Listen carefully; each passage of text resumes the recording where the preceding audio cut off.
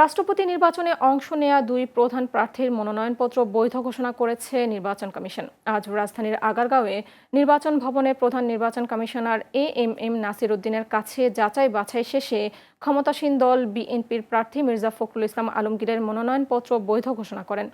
একই সঙ্গে বিরোধী দলীয় জোটের প্রার্থী কর্নেল অবসরপ্রাপ্ত অলি আহমদের মনোনয়নপত্র বৈধ বলে গৃহীত হয়।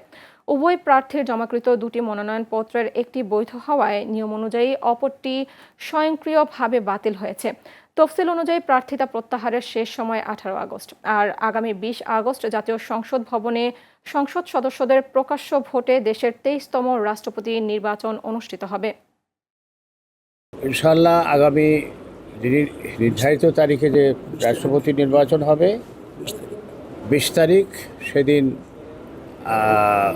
তিনি একজন প্রার্থী হিসেবে, বৈধ প্রার্থী হিসেবে ঘোষিত হয়েছেন এবং আমরা ইনশাআল্লাহ 11 দলের পক্ষ থেকে নির্বাচনে অংশগ্রহণ করব।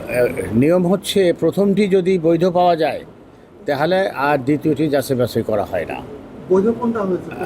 প্রথমটি বৈধ হিসেবে পাওয়া গেছে, কাজেই দ্বিতীয়টি আর যাচাই বাছাই করা হয়নি। তো আপনাদেরকে আনন্দের সাথে জানাচ্ছি যে আমাদের প্রার্থী মির্জা ফখরুল ইসলাম আলমগীর 23তম বাংলাদেশের রাষ্ট্রপতি নির্বাচনের প্রার্থী হিসেবে বৈধ ঘোষিত হয়েছেন।